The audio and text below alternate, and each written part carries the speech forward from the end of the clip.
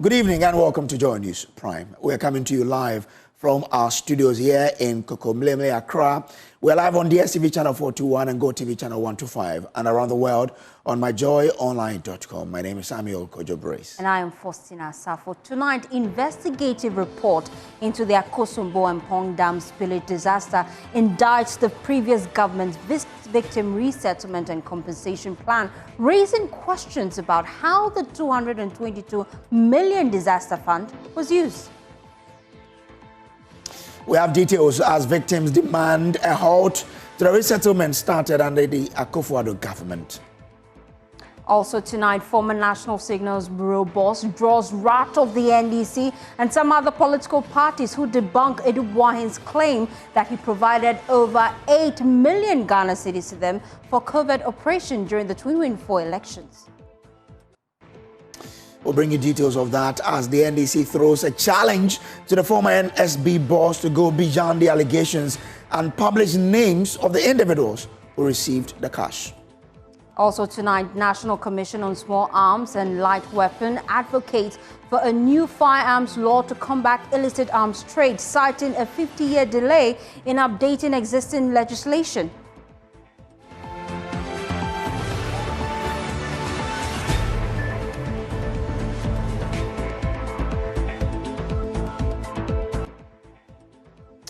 Well, the investigative report into the Akosombo and Kpong Dam spillage disaster has indicted the previous government's resettlement and compensation efforts, raising questions about the disbursement of the 220 million cedis disaster relief fund. Residents recounted to committee members that their views weren't sought on the temporary accommodation raised by the Water Authority after the disaster, causing many to remain unhoused and at the mercy of the weather. Aside from that, they were inadequately compensated. Let's break down the findings for you. Caleb Ziblim of our research desk is with us here. With more, Caleb, what is the report telling us? So this report was commissioned by the Energy Ministry 2 months ago, and they set up a 5-member committee to probe the Akosombo Dam spillage and come out with findings and further recommendation. So they discovered that 39,333 people were affected by the Akosombo Dam spillage.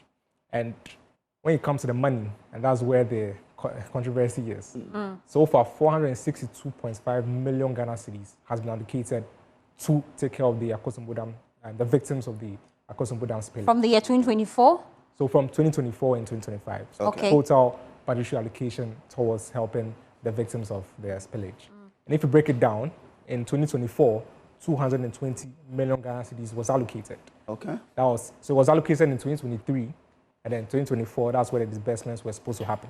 And then earlier this year, in the 2025 budget, the new government, the NDC government, allocated 242.5 million Ghana cedis for the same cause. And that's where the controversy comes as to how the 220 million was spent. You know, they were supposed to, some housing and then some resettlement sites were being constructed. And then we know that has not ended up to now. And then the constituents, the residents have problems with the location of some of these resettlement sites and also the distance. And they called on the committee to tell government that they should stop some of these resettlement sites because it's too far from them, and consult them further and then choose a better resettlement. So do we know how much out of these allocations have been released?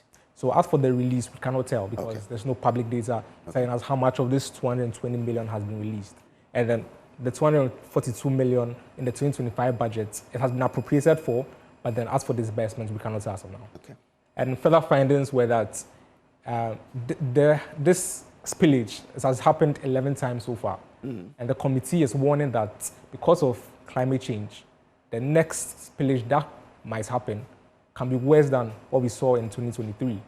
So steps need to be taken to prevent that from happening. And they also say that some divisions among the DCs, MCs, and MPs prevented the disbursement. The relief. Exactly. So there was some infighting between the MCs, the DCs, and the MPs in the area, and that prevented some constituents from receiving the Also, as we said, 39,000 people were affected. And interestingly, almost half of them were children. It's a huge number. Exactly. Almost half of them were children. So that's something the committee also pointed out. And then when it came to the disbursements again, political interference and then poor communication hindered relief efforts for some of the victims. And also they mentioned that VRE informed the residents exactly of the spillage exercise. But because VRE informed them subsequent previous times and there was no spillage, the constituents did not take them serious this time around, which is why we saw such huge disaster this time around.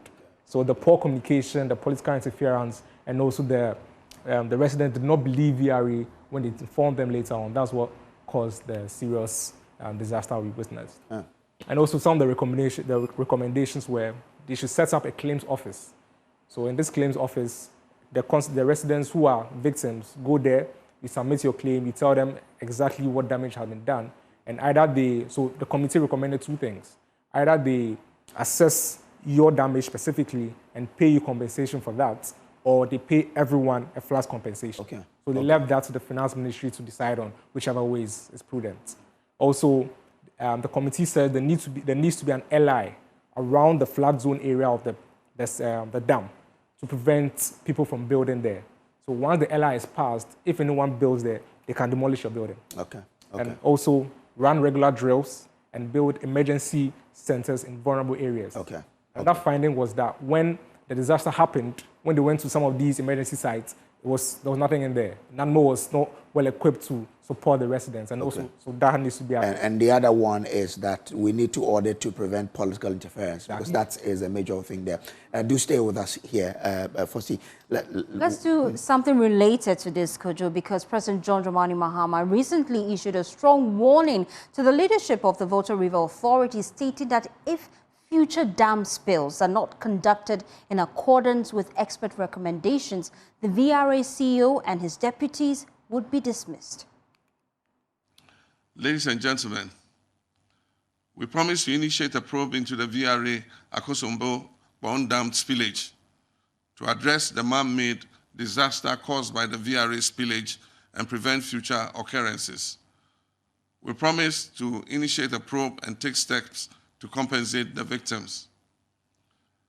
So this administration set up a committee chaired by Engineer Kofi, a former VRA chief executive.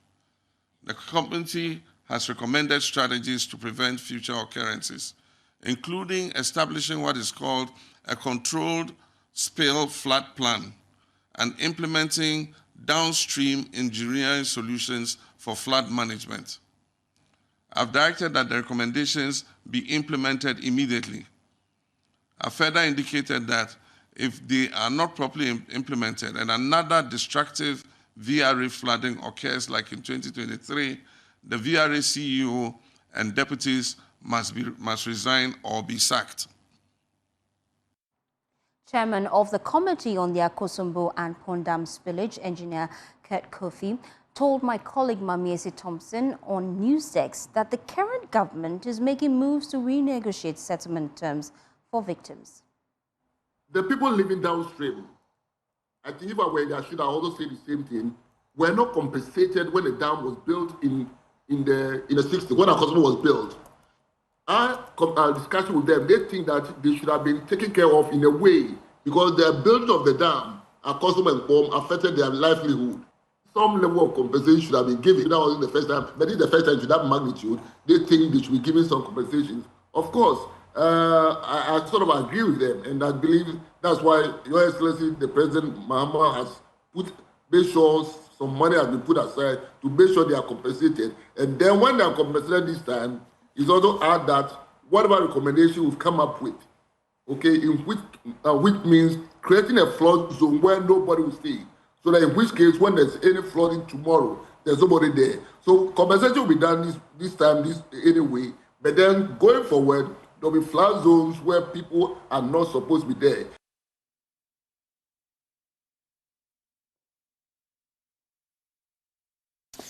Fabian Kojo Mawulenu speaks for the Mepe Youth Association and joins us via Zoom for more.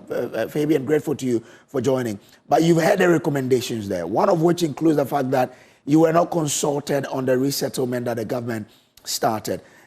Now, do you share in that particular view that some of your residents shared with the committee? Good evening, multimedia. Good evening, cherished viewers. And good evening to all media fraternities and everybody. First of all, before I respond to the questions, I want to just extend our endless gratitude to the media fraternity that has helped all the victims of this flood disaster, particularly in the traditional area. That we've been very, very grateful. If it hadn't been the media space, I don't know where we would have been. Okay, all right. Back to the specific question. Yeah. I share in those sentiments. Clearly, we haven't been engaged properly. Proud from 2023 up to now. I am happy that even the current summary or part of the executive summary pointed out that right from the construction of the dam up to now and the earlier spillage in the 60s, there had never been any compensation to us, particularly the traditional area. I'm unable to speak for other traditional areas. Please forgive me for this, all right? This is something we have pointed out to various individuals, institutions, first, houses, and NGOs that pay courtesy call on the traditional authorities. And Okay.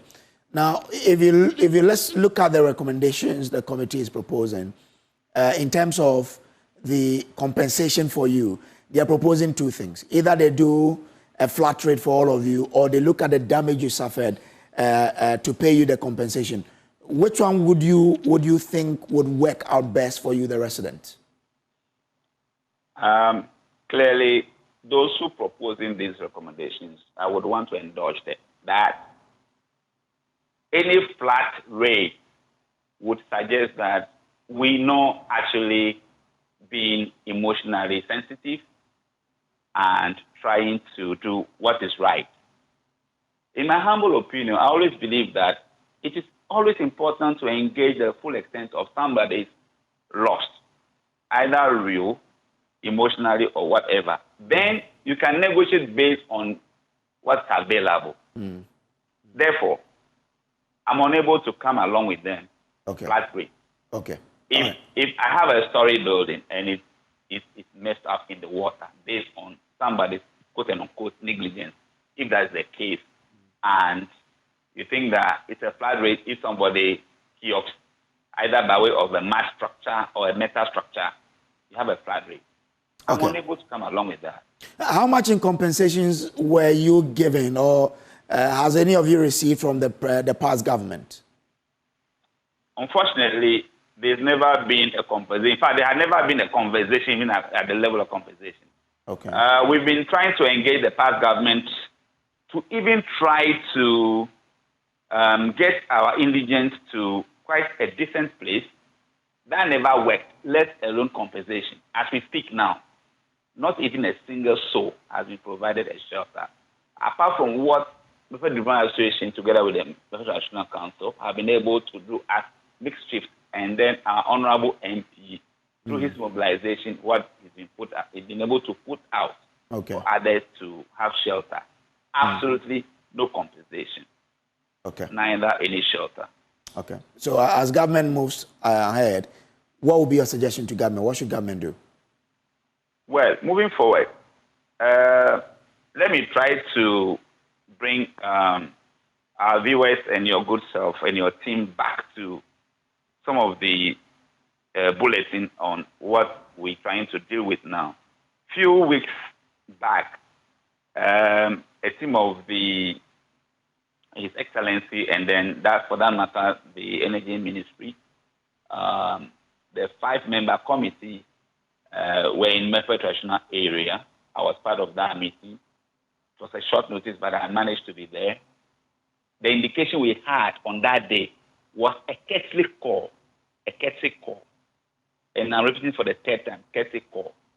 But we're able to zero in few things within that very limited space. I'm sure within the space we had a meeting, I'm not sure we've gone more than an hour, and then they moved to the camp where our indigents are still under makeshift tents. Now, the point is simple.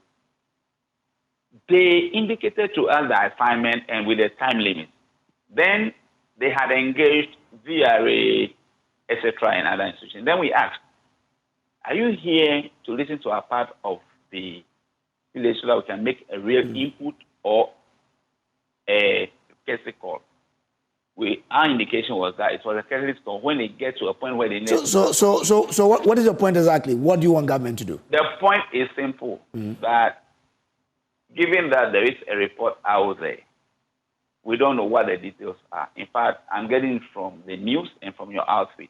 Okay. We would want to get a full detail. Government must engage us properly so that we're able to solve problems and not to create problems.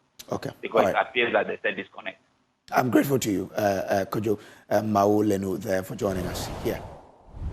Away from that, 4 major political parties have denied receiving support from the former National Signals Bureau boss, Kwabena Edubuahim, who claims to have spent over 8 million Ghana cedis on election logistics for opposition parties. While the governing NDC is challenging him to name specific parties, with other political parties distancing themselves from the claim. Meanwhile, Edubuahim has accused the Attorney General of malicious prosecution, arguing that the 49 million Ghana cedis he allegedly misappropriated was used for covert national security operations. Well, there's more in the following report.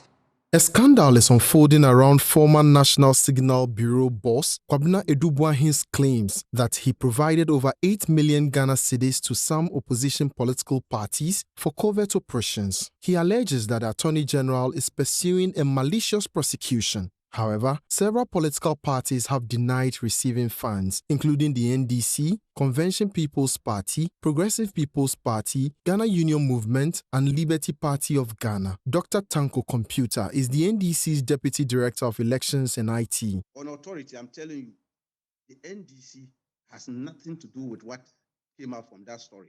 You see, when they are talking opposition, they know the opposition they were talking about. He knows it, and everybody knows it. Even those people that they are referring to, help them in their recent demonstration. You know their partners. That's what he was referring to. And I'm sure everybody would have seen that. Otherwise, no right-thinking person will, my arch opponent will give me resources to defeat him in an election. Does it make sense to you? Leader of the Liberty Party of Ghana, Kofi Akpalu, also denied the claims. It's a typical lie. It's a damn lie from the Director of Elections of the NDC. If he's not lying, it means he has no clue about what happens. The whole truth is that there's what we call divide and rule. It's between MPP and NDC. They have decided to change power every 8 years. So whatever they will do to help the other to win power, they do. Former board member of the National Communications Authority, Paul Adomotri, says the idea of state-funded election logistics is a proposal that has been made before. When we were on the NC, when I had the opportunity to sit on the NCA board, Joe Anoche was the Director General and Kweku Sechiado was the Chairman. So I was telling Joe Anoche that why don't we spend money as government to set up a campaign, a resource receiving system for MPP, set up resource receiving system for NDC, and set up another one for the Ghana Journalists Association. I even discussed with you before, he'll tell you. So journalists go to the GJA, whatever GJA has is what MPP have, is what NDC have. So let's get the Electoral Commission out of the equation by knowing that results are coming to everyone. President John Dramani Mahama reportedly met with ex-national security chiefs to discuss the fallout.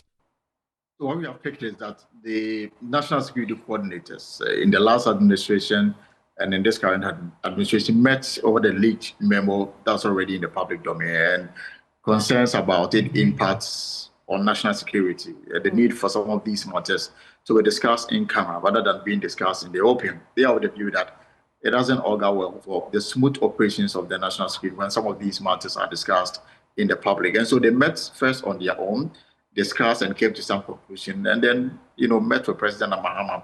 For now, the case is ongoing, with pressure mounting on Edubuahim to reveal the parties involved, and the trial's outcome may impart political funding and transparency. Well, Caleb Ziblim of our research desk is still here with us in studio. Caleb, remind us, how much exactly was allocated for, the political parties that are on the, that is contained in this particular memo? Okay, so for the political parties, we'll have to go a bit further and, so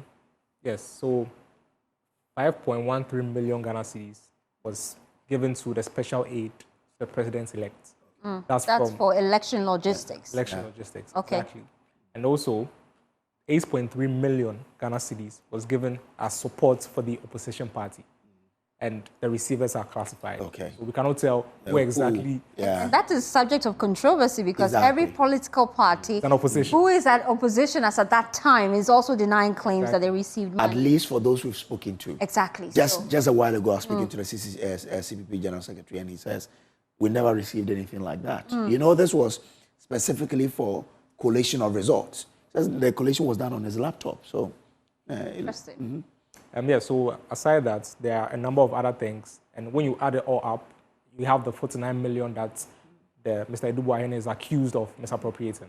Operation Calm Life relates to, the tackling of terrorism. Exactly. Operation Conquered Fist is also related to that.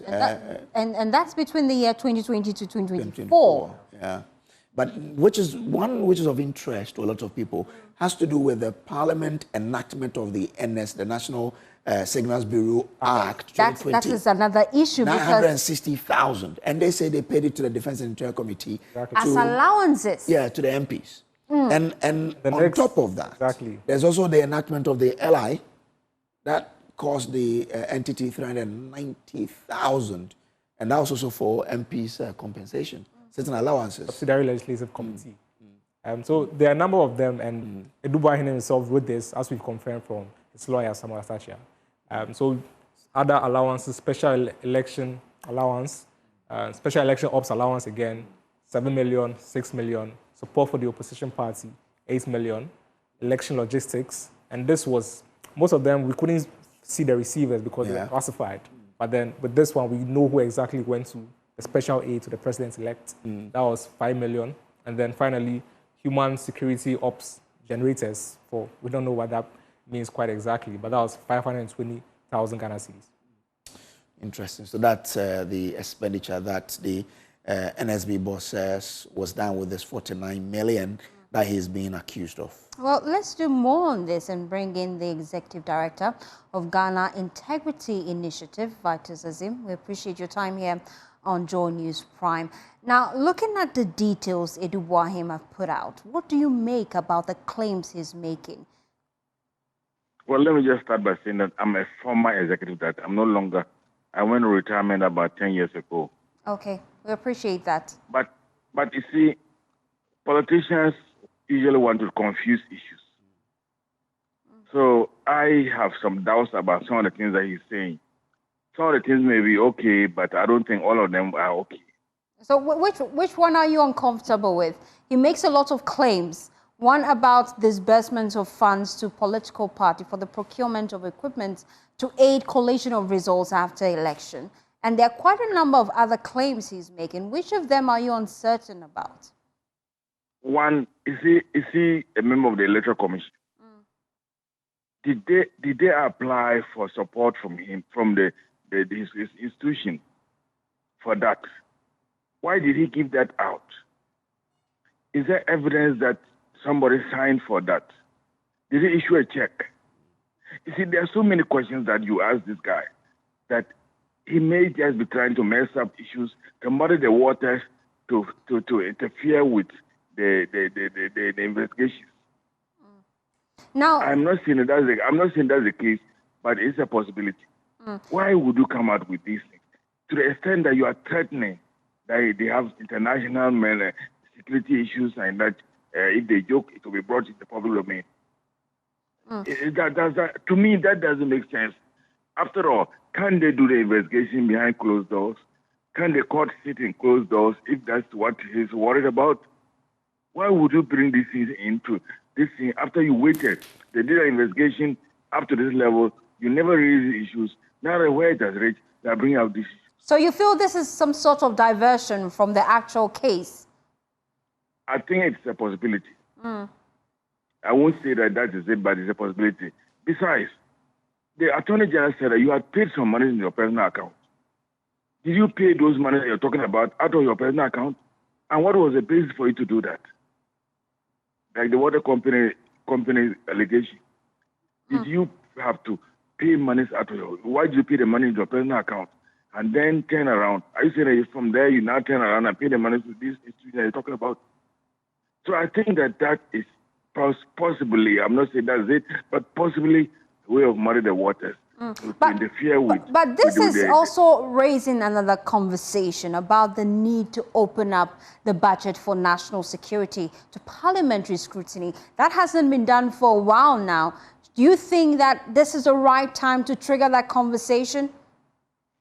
Well, it is the right time to trigger that conversation, but the authorities will not allow that.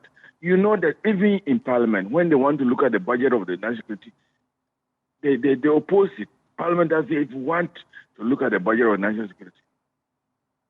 And that is a very dangerous part because people just take money. And there was a former chief of staff who just had money in his drawer. He just pulled out and gave it out, national security. You cannot use public resources that way. So it is something that we need to do something about. But the authorities, those who are benefiting from it, are not likely to allow it. And that's my worry. How do you recommend we deal with it then moving forward? Well, maybe we need to go to Parliament and come out with a new bill or a law that will say that, look, these are the things that cannot be revealed, but these things must be revealed. If we are able to come out of that, too easy. But as I said, the politicians will not want to do that because they benefit from it.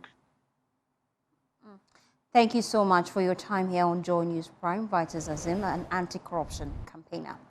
Well, away from that, the National Commission on Small Arms and Light Weapons is pushing for the prompt passage of a new firearms control law, citing the country's outdated legal framework, which is over 50 years old. According to the Commission's Executive Secretary, Dr. Adamu Alhassan Bona, the current laws are inadequate to address modern arms trafficking challenges, including 3D printed weapons and online transactions. The National Commission on Small Arms and Lightweight Weapons reports that small arms in circulation in Ghana surged from 240,000 in 2004 to 2.3 million by 2014, with only about 1.2 million legally acquired or registered. Despite efforts, the Small Arms and Lightweight Weapons Bill has stalled for 8 years. Executive Secretary Dr. Adam Bona warns that without a modern firearms law, Ghana risks undermining efforts to control arms diversion, fake end-user certificates, and unauthorized brokerage. But at the moment, it looks like the legislation we have, the legal framework governing arms dealership in this country, is about 50 years old. Even the Constitution of Ghana is just 33 years old. It is undergoing review. We also know that through judicial decisions, the Constitution partially has been reviewed. But the most important aspect of dealing with arms conflict and robberies and banditry in this country, which has to do with the legal framework handling firearms, is over 50 years or above. And we haven't been able to, even though we took 8 years to draft it. Regional experts at the Arms Trade Treaty Secretariat, Johnson Asantichum, also warned that Ghana's inability to pass the Small Arms and Lightweight Weapons Bill will hinder the implementation of international treaties. It is going to be very difficult for the ATT to be implemented, which is that all items, including weapons and all other items that can be weaponized, will require permission or authorization by a higher authority to come into this country and leave the country. Head of Arms Trade Treaty Secretariat in Geneva, Karina Somarino, urged the member nations to commence implementation of the treaty. I think that many countries are facing challenges to start implementing the treaty. They have to domesticate their legislation, and that's a big step, to start with the more general provisions of the ATT. I know that there's a lot of work to do, and international assistance, through the ATT Secretariat is there to support states in trying to implement the treaty. Ghana hosted a 5-day regional workshop on arms trade and treaty implementation in Accra. The workshop brought together experts and delegates from across the region, including Gambia, Nigeria, and Ivory Coast, to discuss key issues related to arms control and treaty implementation. Reporting for Joy News, Collins Frimpong. Well, this is the Joy News Prime. We'll take a break here. We'll be back with more, please. Don't go away.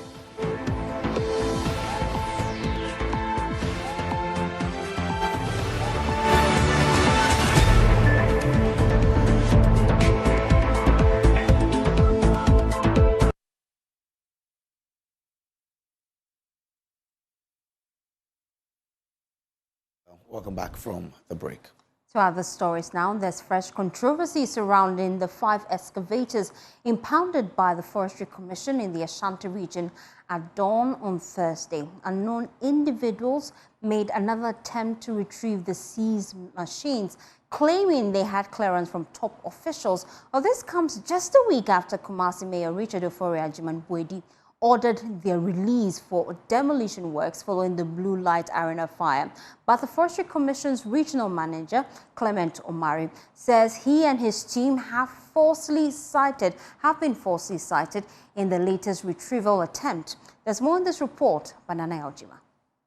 The persons who made the second attempt insisted to have received authorization from the leadership of the Forestry Commission to take back the machinery. It took the regional manager to refute the claim for the security officers to deny the people access. Unfortunately, the security officers at the depot were unable to make any arrests. Ashanti Regional Manager of the Forestry Commission, Mr. Clement Omari, explains. Yeah, in fact, around dawn this morning, 1:30 a.m.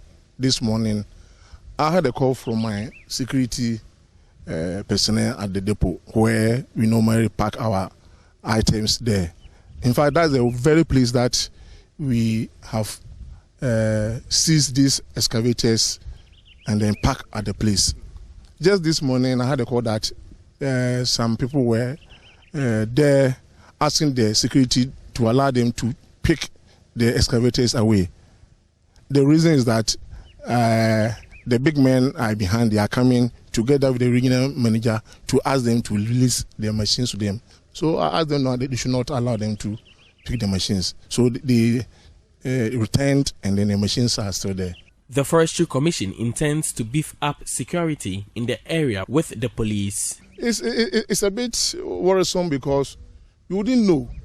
One day they will come in groups or they will come and even attack our security personnel at the gate and take all items there, seize items and even personal items there. 2 weeks ago, some persons claiming to be national security operatives went to the Forestry Commission depot to claim the excavators. The KMA mayor claimed responsibility, insisting they wanted to use the equipment for demolition of buildings affected by the Adum Blue Light Arena Inferno. The machines were returned after media reports. For Joy News, Nana Aljima, Kumasi.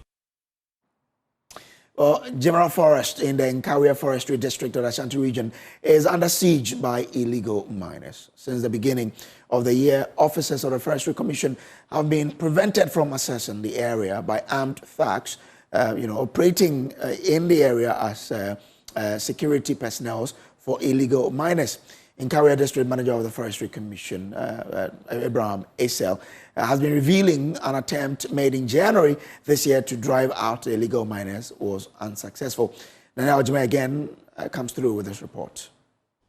A team of military officers were dispatched to the area Thursday dawn for an operation. Unfortunately, the perpetrators of the crime had fled the area with most of the equipment by the time the military got to the location. Excavators and other machines found at the site had been demobilized at the time the military got there. Huge tracts of forest cover have been destroyed by the activities of the illegal miners. An established plantation of the Tepa sawmill, a private company, is among the areas affected by the illegal mining activity. Abraham Esel is Nkaria District Manager for the Forestry Commission. In fact, it is a great loss because for you to establish 1 hectare of a plantation, 1 hectare, if you were able to plant by 3 meters, you are going to, plant about 1,111 seedlings. And so you start from site, even demarcation, which involves labor. You prepare the site, after which you need to peg and plant. All is about labor and even the cost of the seedlings.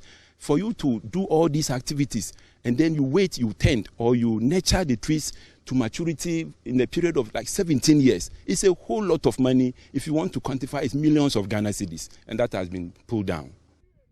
The river Pumpuni that flows through the forest is destroyed by the miners. The river, which served the needs of the farmers, is now silted due to the activities of illegal miners. It has now gone beyond forestry. It has become a security matter because you, as a forest officer, you come to the field, you don't have even a catapult to protect yourself. But these illegal miners are protected by heavily built and weapon-wielding thugs.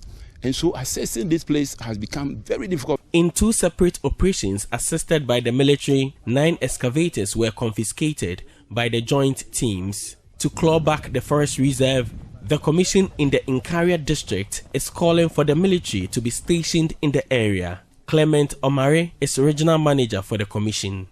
It looks as if, like we are here today, as soon as we finish the operation, we will go back to our various stations and they will come back. So if you have a standby or a permanent people here or the military here, it will help us. Traditional authority and security agencies will have to play a part in the protection of the forest reserve. For Joy News, Nana Yojima, Nkaria.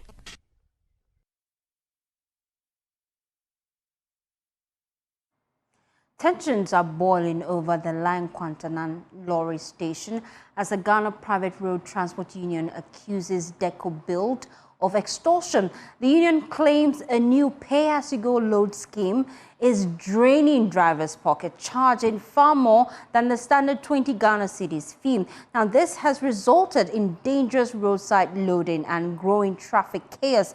Now, the GPRT is sounding the alarm. If authorities fail to intervene, commuters should prepare for a fare increase of at least 10% in the coming days. Deco Build is a company in charge of the Medina Lorry Park. For some time now, we've been struggling with them on an issue we are not comfortable with. That is pay-as-you-load system. All over Accra, no station goes by that system. No station at all goes by that pay-as-you-load system. We've been paying for our daily toll once a day. Whenever you come up to work, you pay once for the whole day. It is only at the Medina Line Kwantanan Lorry Park where pay-as-you-load system is being applied over there. In the program of yesterday, when Alex Sapon seriously claimed that he is a board member of Deco Build, the company in charge of the lorry park, and stated categorically that they are not going to stop the pay-as-you-load system. Hence, we have to organize this press conference. We are pleading with the Kwantanan District Assembly, who are in authority over there, that we are giving them 1 week from today to make sure the pay-as-you-load system should be a thing of the past. So that was Abbas Imorode. He speaks for the GPRT. Away from that, there have been mixed reactions from some students regarding the president's 120-day social contract. During an address to the nation, the president stated that he had fulfilled his promises to Ghanaians. While some students believe his performance in the first 4 months has been impressive, others say they have not seen any significant changes in the education sector. Esther Nkrumah has been speaking with some students at the University of Ghana. I am not impressed at all, seriously speaking, that the hope we had and what we heard the NDC said that the Akufo-Addo administration was bad, was AOS we had expected that by now the country, everything has been well. And if you can see, even not the education sector, our normal living, this doom saw how it is affecting people. In the social contract, he made 4 promises to the education sector, out of which 3 has been fulfilled. Do you agree with him that the president hasn't done anything? He mentioned about things being hard and all that. Today I've seen the CD being 13.2. We have seen inflation dropping 4 consecutive times. Today 21.2. Where today we have 54.1 hyperinflation. Today we have had fuel price dropping. Right, a gallon of fuel that was 70 cedis today is 58 cedis. So I think he has done impeccably well. You told me that you've allocated 499.8 million Ghana cedis to students, and you told these students that you allocate it into your account. So the perception of every normal student on the average in Ghana here thinks that, oh, I'm in level 100, so when I go to level 200, I won't pay anything. That's the perception. Then later you come and tell me that you've launched a portal for it. Indirectly, a portal is something like a gateway. Indirectly, you are shortlisting it. Mine is that you are telling you put it in the student's accounts. So right now, why are you telling the students to go and apply for it? Let's take a look at the 120-day social contract. As students, what were some of the promises that were made that stood out to you?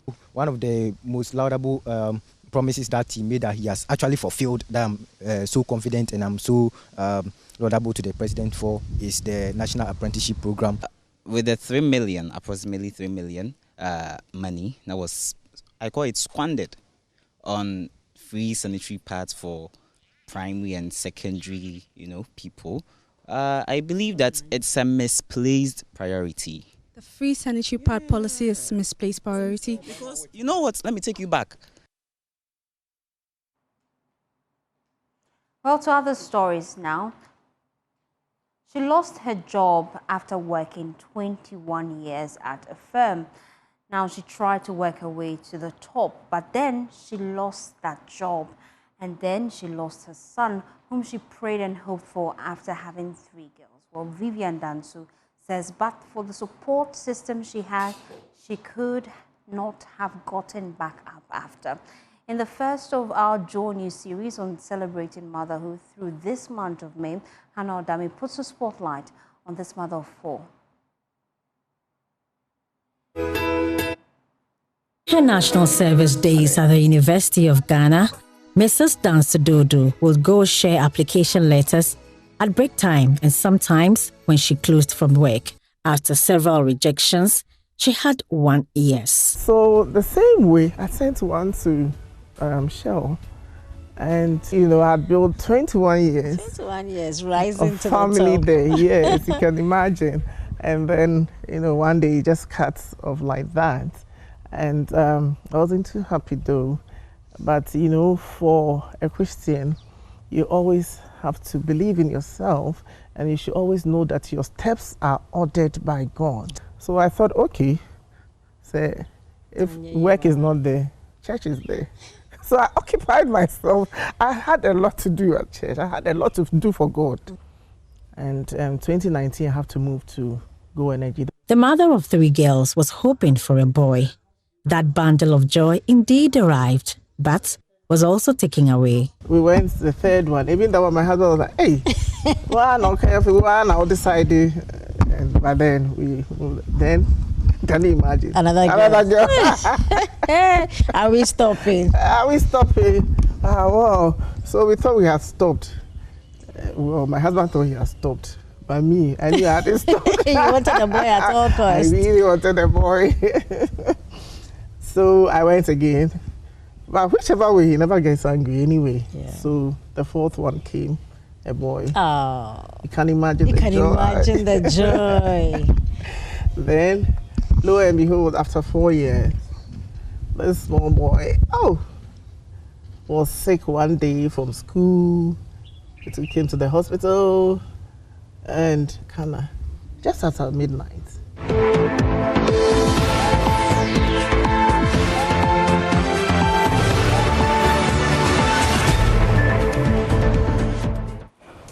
Well, time for us to do showbiz, and you know what? The queen of the game herself is here with the bang. Hi, how are you doing? I'm fine, thank you. How are you? I love the combination. Huh? Thank you so Black much. top, black shoe. Thank you so much. Thank you so much. Appreciate it. I'm trying to be calm. Okay, let's go. Let's talk about Hood Talk. A glimmer of hope shines for Ghana's fight against under-5 mortality as Global Music Festival taking place today, May 9, aims to raise $14 million to construct 5 pediatric hospitals across the country. In 2023 and 2024, Ghana's average under-5 mortality rate is estimated at approximately 36 deaths per 1,000 live births. With an anticipated crowd of 15,000 attendees, the festival is a bold step towards transforming child healthcare nationwide. I sat down with Dr. Marie Y. Lamel, the International Goodwill Ambassador for the Dream Child Foundation. Dream come true, actually. When I came here in October of last year, first time to Ghana, but I've been here several times to the continent, I was intrigued with just the culture, the people, the food. Right. And I met with the co-founder of the Dream Child Foundation, basically because I just wanted to meet some of the people who are doing some great things here. There's so many. And the next thing I know, he appointed me as International Goodwill Ambassador for the Dream Child Foundation. Of course, as near and dear to my heart is children, help for children around the world, but it's particularly here where, as you say, I'm returning home and I'd like to see those kids thrive. Tell me about your personal contribution to this particular project that we have ongoing here in Ghana, and your inspirations, why there's a need for you to, just accept the fact that, okay, now I'm a Goodwill Ambassador and I want to do this because this is my passion. Health has always been my passion. I still am a health writer, but I had a health column for 6 years. And every week I was writing about different things about health, especially that affects our community, the Black community, the African diaspora. So that way we are more educated about how to treat ourselves and our bodies better so we can have a longevity and good health. So knowing this about Dream Child Foundation, wanting to build 5 pediatric hospitals, that is huge. I mean, that's a big undertaking. It takes millions of dollars. So we are doing everything we can to make sure the donations come in, that people sponsor, and Hood Talk is about that. It's Party with a Purpose. So every ticket is going to go towards building this hospital. Wow. Okay, well, I expect to just let everybody have fun. Have a good time and know that there's a purpose to all of this, not just to enjoy the music and dance and meet new people, but to know that you're doing something good for the country. You're doing something for the future of our children and the next generation of men and women that will help run and push the country forward. I have a co-host. I'm not doing this alone, and that's Dr. Hassan Rashid, who you've seen in Black Panther, Power to Wakanda. And he will be here late tomorrow, but we are just going to have a good time. We just want to meet people. And elevate them in their music and hopefully bring Hood Talk to America. Away from that, Kweku, the traveler hitmaker, has been nominated in Best International Act category. He is contesting artists such as Tyler from South Africa, Rema from Nigeria, Annie Gabrieli from Brazil, Ayasta from Nigeria, Baski from UK, Uncle Waffles from Switzerland, Esra Collective from UK, Joe from France, MC Luna from Brazil, and SDM from France. Over the years, Ghanaian artists like Kojo Entry, D Black, Sarkodie, R2B, Stoneboy, Fuso DG, Kwesiatha, Miss V, and Kamedo have been nominated in the awards game, although his debut in the BET Awards, Black Sharif got a BET Hip Hop Award nomination in 2023 and consequently won it. In the meantime, his new album, Iron Boy, is gaining a lot of traction, topping various music charts. So congratulations to Kweku, the traveler hitmaker, Black Sharif on that one. That's one of the things that you should be expecting tomorrow to happen is a TGMA.